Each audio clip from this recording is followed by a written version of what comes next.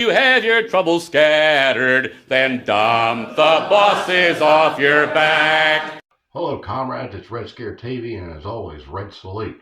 If you haven't heard recently through the wire, through the news, apparently the United States military is hours, days away from launching a military strike on Venezuela. And if you haven't been keeping in on the loop, you should know that this is something that the Venezuelans have been very concerned about. They're giving everybody guns, they're mobilizing citizens, militias, as they should be able to. And now we are gonna go live to Venezuela, where the Operation Independence 200 is being activated throughout several states of the country. Let's see more images. Pescadores y pescadoras, donde se libró la batalla naval del lago y seguiremos venciendo. We're looking at the images of the high military commands of the Bolivarian National Armed Forces while they are performing drills and exercises as part of the Independence 200 plan to guarantee the territorial integrity and sovereignty of Venezuela. This plan is being activated in several states of the country as of right now, as of this morning. This plan joins together not only the military forces, the Bolivarian National Armed Forces, the militias, the police forces, firefighters, but also the people of Venezuela. This is a civic military police action.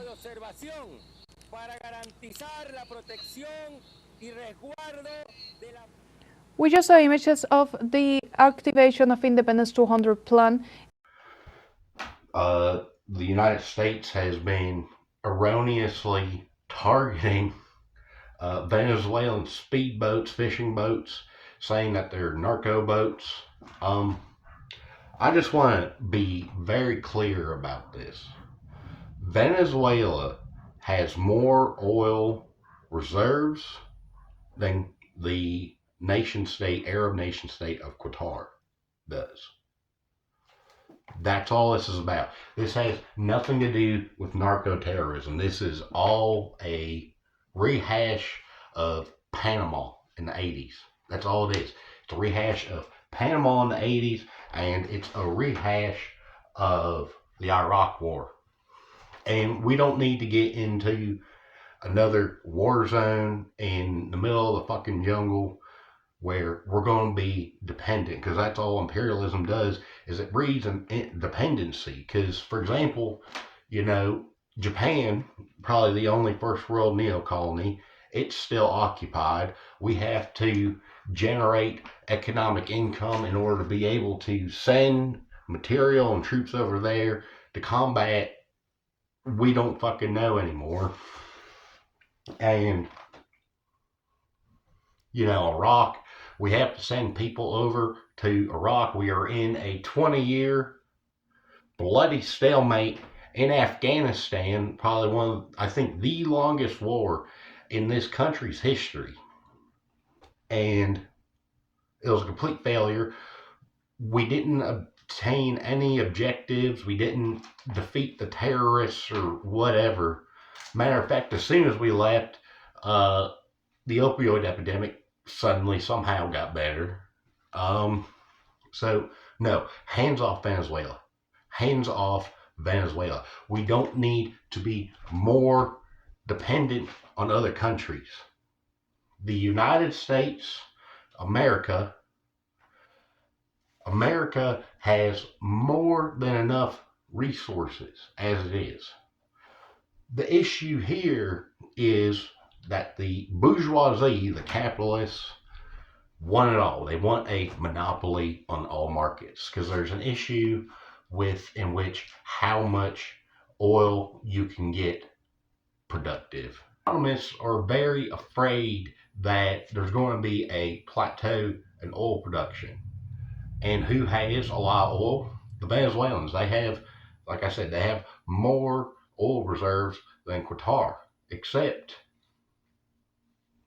we're not friends with them, and they're not willing to let us sell it due to how they've been treated in the past by us. Look, there's a lot of work that's going to need to be done if this comes true. Right now, this could all just be hearsay.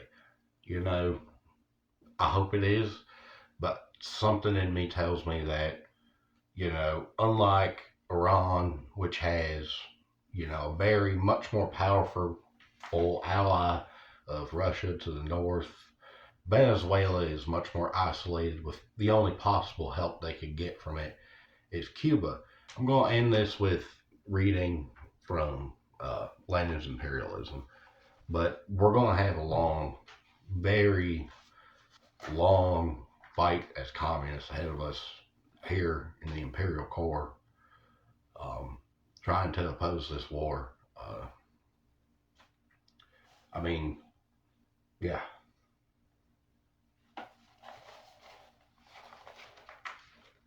The monopoly of ownership is very extensive, rich, or well-situated colonies operates in the same direction. Further, imperialism is an immense accumulation of money, capital in a few countries in which we have seen amounts to 100 to 150 billion francs and various securities. Hence the extraordinary growth of a class, or rather of a category, of bondholders, rentiers. People who live by clipping coupons, who take no part whatever in production, whose profession is idleness.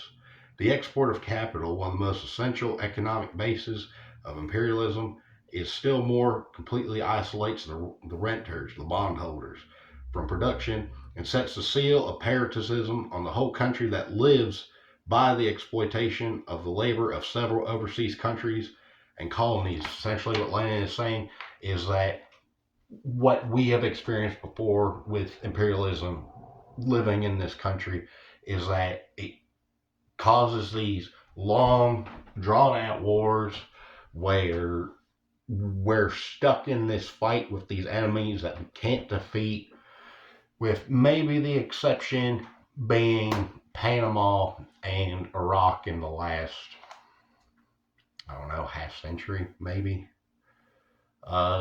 If you remember, at the end of this video, I'll put the video in here.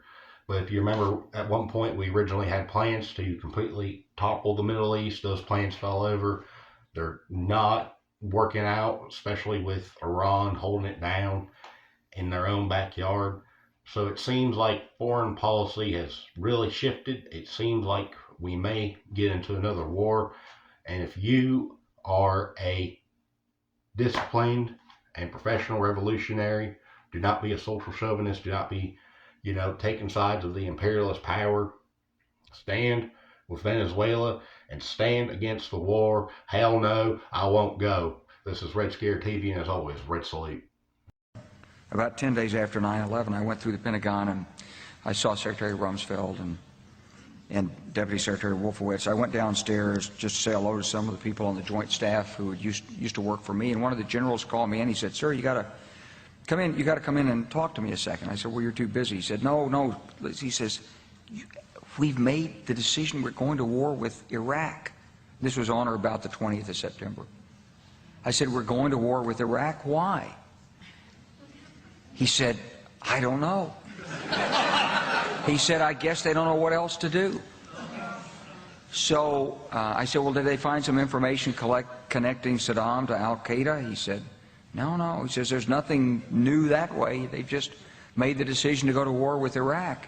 He said, "I guess it's like we don't know what to do about terrorists, but we've got a good military and we can take down governments." And he said, "I guess if the only tool you have is a hammer, every problem has to look like a nail." So I came back to see him a few weeks later, and by that time we were bombing in Afghanistan. I said, "Are we still going to war with Iraq?" And he said, "Oh, it's worse than that."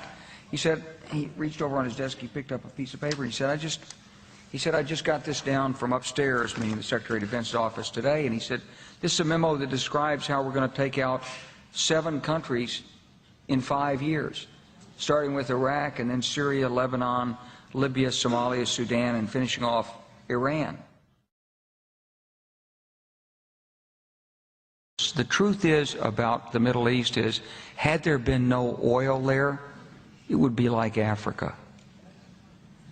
Nobody is threatening to intervene in Africa. The problem is the opposite. We keep asking for people to intervene and stop it. And there's no question that the presence of petroleum throughout the region has sparked great power involvement. Whether that was the specific motivation for the coup or not, I can't tell you, but there's always been this attitude that somehow we could intervene and use force in the region.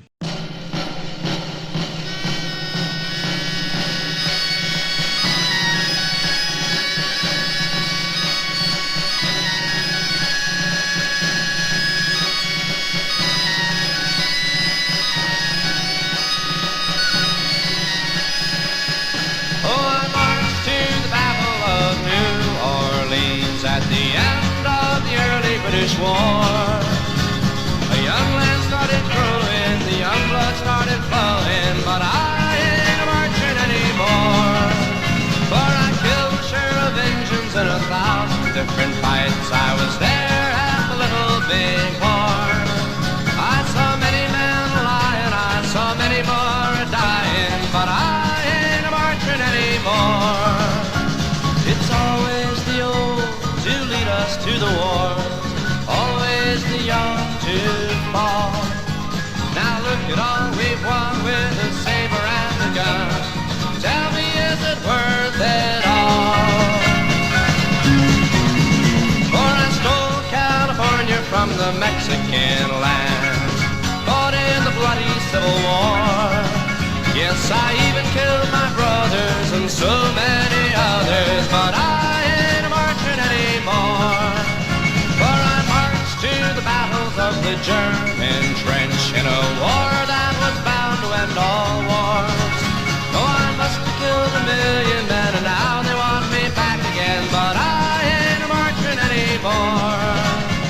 It's always the old to lead us to the war, always the young to fall. Now look at all we've won with the saber and the gun. Tell me, is it worth it all? For I flew the final mission in the Japanese skies, set off the mighty mushroom roar. When I saw the cities burning, I knew that I was learning that I ain't marching anymore. Now the labor leaders screaming when they close the missile plant. The United Fruit screams at the Cuban shore.